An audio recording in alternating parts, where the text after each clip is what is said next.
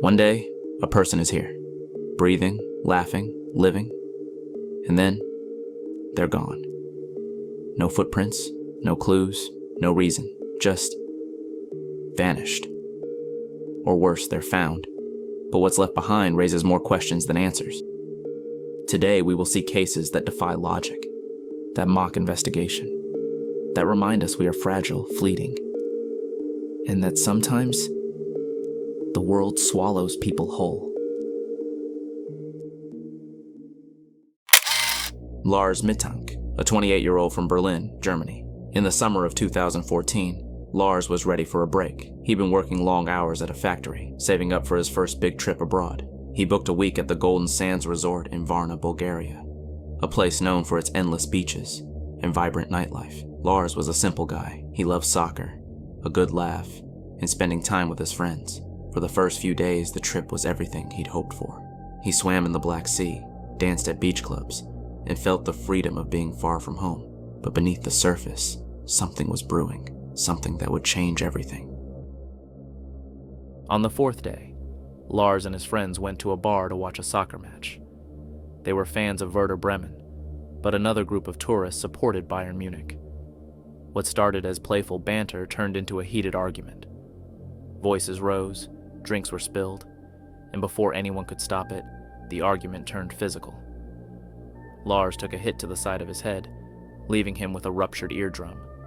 A local doctor prescribed antibiotics and told him he couldn't fly home with his friends. Not with that injury. So while his friends packed their bags and headed to the airport, Lars stayed behind. He checked into a cheap hotel in Varna called the Hotel Color. Alone in a foreign country, with a growing sense of unease.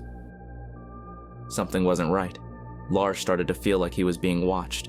He called his mother Sandra, his voice trembling. "I don't feel safe," he told her. "I think someone's following me." Hotel CCTV captured him pacing the halls, his movements frantic. He hid in an elevator, peeking out as if waiting for someone, or running from them. At one point, he darted out of his room in the middle of the night, looking over his shoulder. He begged his mother to cancel his bank cards, convinced someone was after him. Was it the pain from his injury? The antibiotics playing tricks on his mind? Or was there really someone out there watching his every move? On July 8th, 2014, Lars checked out of the Hotel Color. He called his mother one last time, telling her he was heading to Varna International Airport to see another doctor before flying home.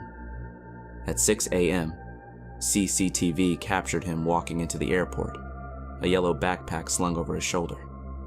He looked calm, almost relieved, as if he was finally escaping whatever he feared. But minutes later, everything changed. The same cameras caught Lars sprinting out of the airport in a blind panic.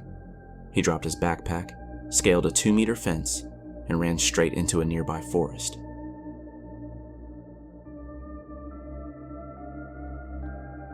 This footage is disturbing for most people because there is no clear explanation of who or what was Lars Mittank running from. Constantly looking behind and sprinting full force, the camera at some point lost sight of him, and that was the last time Lars Mittank was seen.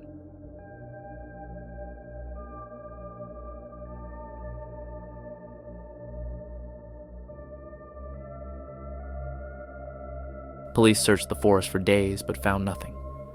No footprints, no clothing, no sign of Lars. His mother flew to Bulgaria, putting up posters and hiring private investigators, but the trail was cold. What happened to Lars Mittank? Some believe the antibiotics he was taking caused paranoia or hallucinations, leading to a mental breakdown. Others think the men from the soccer fight tracked him down and harmed him. A darker theory suggests he was a victim of human trafficking, a known issue in the region. And then there's the faint hope that Lars is still alive, hiding somewhere, but with no evidence. That hope fades with each passing year. Lars Mittank ran into that forest and was never seen again.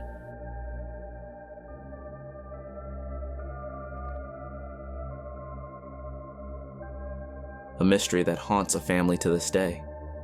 But some vanishings happen in the places we feel safest, surrounded by people, in the middle of a celebration. Our next story takes us to a crowded bar in Columbus, Ohio, where a night of joy turned into a nightmare. His name was Brian Schaffer, a 27-year-old medical student at Ohio State University. It was March 31st, 2006, and Brian was ready to let loose. He'd spent the day studying, his mind focused on his future as a doctor. But life hadn't been easy lately. Just weeks earlier, his mother had passed away from cancer, a loss that left a hole in his heart. That night marked the start of spring break, and Brian wanted to forget his grief, even if just for a few hours. He met up with his best friend and his father for dinner, laughing over drinks and stories. Then, he and his friend headed out to bar hop around the University District, a place buzzing with students. Brian and his friend hit several bars that night, their laughter echoing through the streets. Their final stop was the Ugly Tuna Saloon, a popular spot near campus known for its fishbowl drinks and lively atmosphere. It was packed with students celebrating the start of break.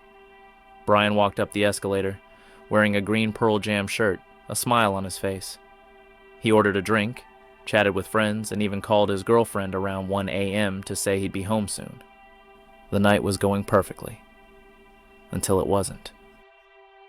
At 1:55 a.m., cameras outside the bar caught Brian talking to two women near the escalator. He seemed relaxed, maybe a little drunk, but happy. He turned and walked back toward the entrance of the Ugly Tuna. That was the last time anyone saw him. The bar had two exits, the main entrance with the escalator and a service exit leading to a construction site. Both were covered by cameras. But here's the chilling part. Brian was never seen leaving. Not on the escalator. Not through the service exit. He had vanished from a crowded bar, surrounded by dozens of people without a trace. Brian's friend couldn't find him around closing time, 2 a.m. He assumed Brian had gone home, but when he didn't show up the next day, his girlfriend reported him missing.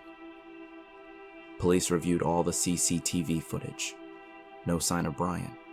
They searched the construction site, the nearby Olentangy River, even drained a local pond. Nothing.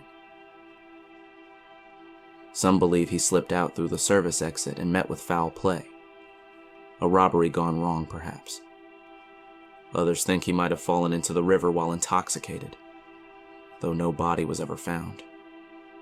A more hopeful theory suggests Brian chose to disappear, overwhelmed by his mother's death and the pressure of medical school. But his family doesn't believe he'd abandoned them. In 2008, Brian's father, who never stopped searching, died in a horrible accident when a tree fell on him during a storm.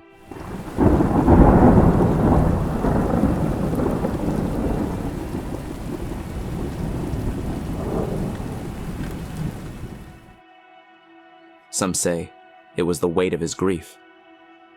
Brian's brother is the only surviving member of the immediate family, still holding on to hope. The Ugly Tuna Saloon closed in 2010, but the question remains: how does someone vanish from a crowded bar without a trace? These stories remind us how fragile our sense of safety can be, how quickly someone can slip through the cracks of the world we think we know. Their families are still searching, still hoping for answers, even after all these years. If you have any information about Lars or Brian, no matter how small, please come forward. Their loved ones deserve closure. If these stories chilled you, subscribe for more tales of the unexplained, the unsolved, and the unforgettable. Stay safe, because you never know when something like this could happen to you or your loved ones.